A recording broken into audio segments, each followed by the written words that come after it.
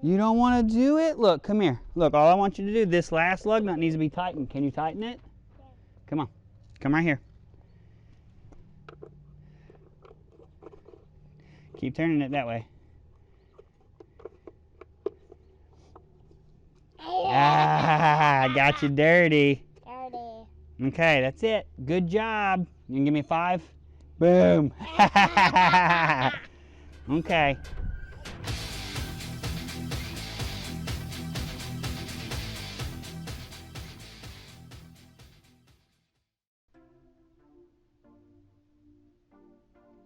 Hello everyone, and welcome. I waited a little too late to service the brakes on my truck, so in this video I'm going to be showing you what I did to replace the front pads and rotors. If you need to know how to remove a wheel to get started, please check out my video on changing a flat tire. Let's get to work and I'll show you what needs to be done for an 07 Silverado brake pad and rotor replacement.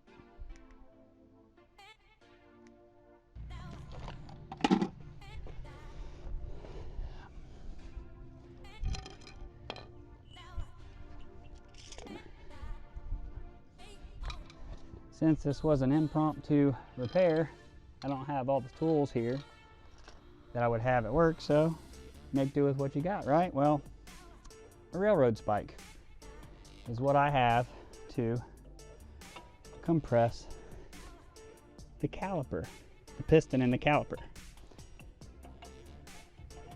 So that's what we're going to use, at least to get it started.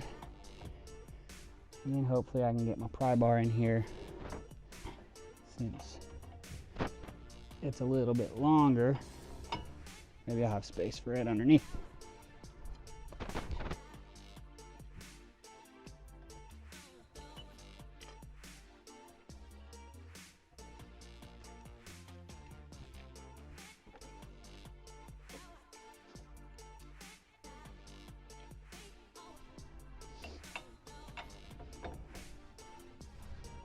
All I'm doing here is getting the pry bar in between the rotor and the pad and compressing the piston so that when we go to do the reassembly, the piston will have enough room for the new pads.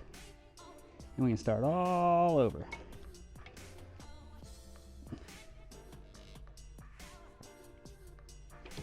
Okay. Grabbed the wrong one a few times.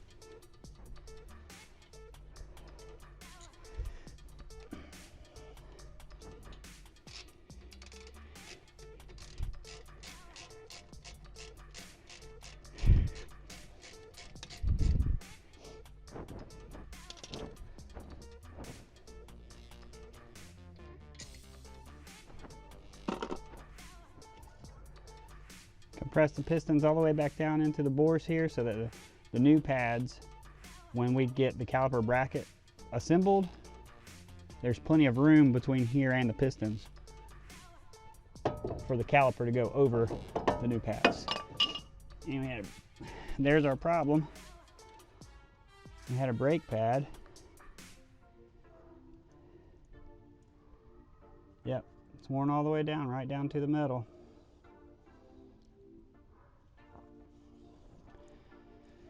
Right down to the metal.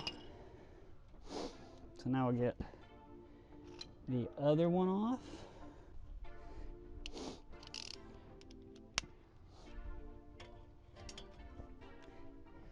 I don't know. Let's see.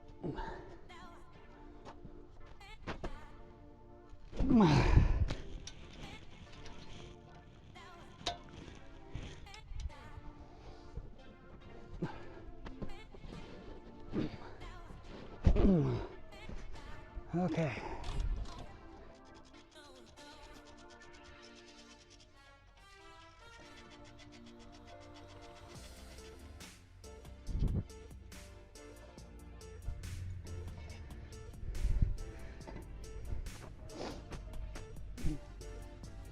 Then you got this little Torx nut right here that holds the rotor on.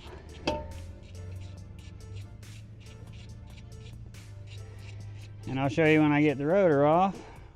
Pretty sure there's gonna be a lot of damage on the backside. Yep. Right here, you can see where it went metal to metal. This actually isn't too bad. It just started going metal to metal. But since it was metal to metal, we cannot machine the rotor. Could, but one, I don't have a lathe here, and two, it wouldn't be that great for the bits. So let's get the new parts and we'll be ready to go.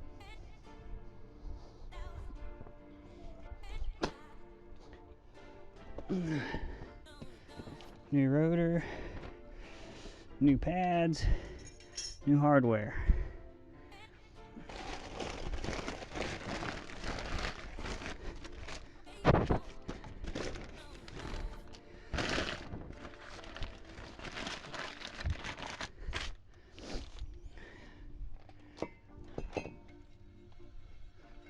Wheel bearing feels fine.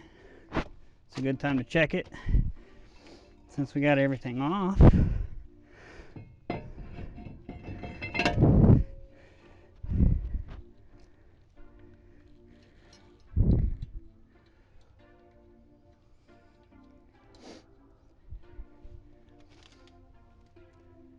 Now, yes,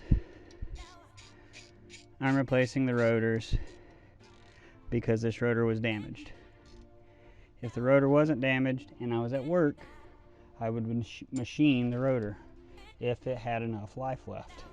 I'd have to measure with a brake mic and check to verify. But since I'm here and not at work and there was rotor damage, I replaced the rotors also. Now, don't ever just put pads on a rotor that has not at least been machined. You'll reduce the life and possibly the effectiveness of your new pads, especially if the rotor's warped or got high spots in it. You're just going to damage your brand new pads. So if you're going to do this on your own in your driveway like I am, don't cheap out, buy pads and rotors. You have to be safe because you could not only potentially hurt and kill yourself, but others also. Although I'm showing people how to do it, I do feel there should be some sort of certifications needed to be able to buy brake parts. That's just me. Now, there is an inside and outside pad on this car, or on this truck. Luckily, they're labeled inner and outer. And they also have a red dot and blue dot to determine which one's which, but outer, inner. Also, most of the time, the squealer is going to be on the inner pad. Clean the caliper bracket up. New sliding hardware on.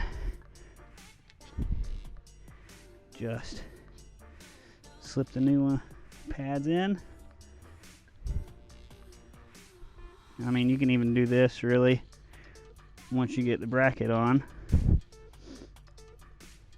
Just out of habit, I slip them on before I put the caliper on. Caliper bracket.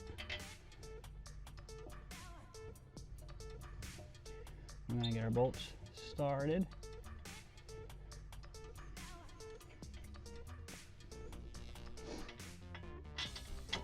And I'm going to get my head out of the way of the camera. Run them down quite a bit.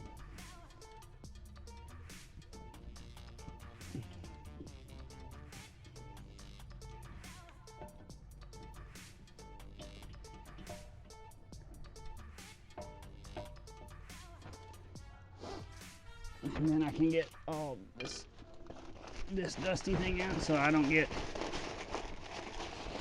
the dusty paper out of my way so I don't get unnecessarily dirty. I'm going to tighten the bracket down.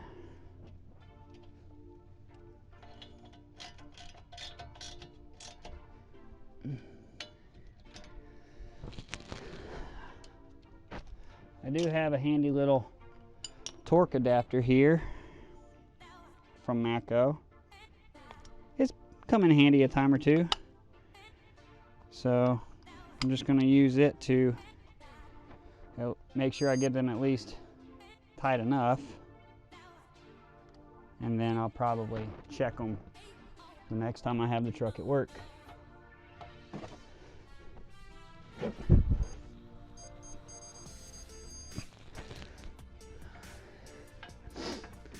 I have it set, this setting, I have it set at 100 foot-pounds.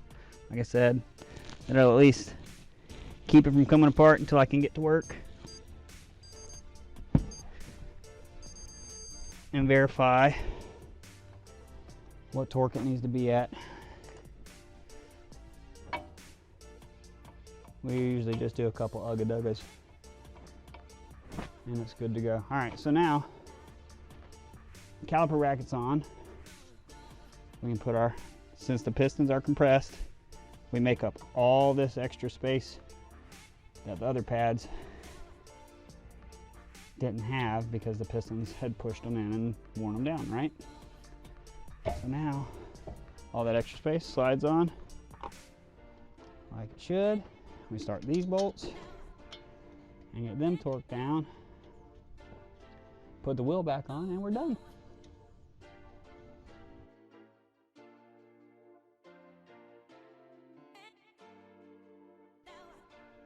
If this is your first time doing brakes, or you're unfamiliar with the process, I recommend that you leave one side assembled and you only disassemble one side at a time. That way you'll have the other side as a reference for when it comes time to put it back together.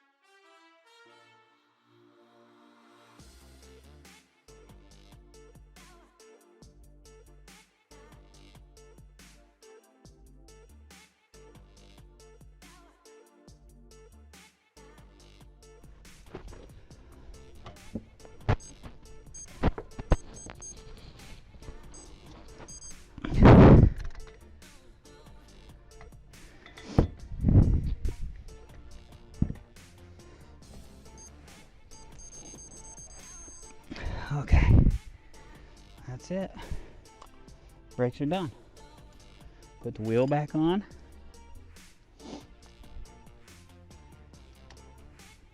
Lower it down a little bit. Tighten the wheel up.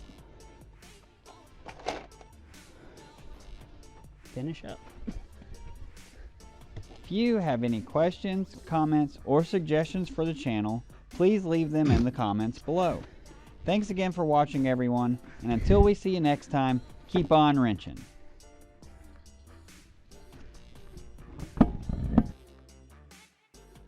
You don't want to do it? Look, come here. Look, all I want you to do, this last lug nut needs to be tightened. Can you tighten it? Come on. Come right here. Keep turning it that way. Ah, I got you dirty. Okay, that's it. Good job. You can give me a 5? Boom. Okay. Can you fix the bottom?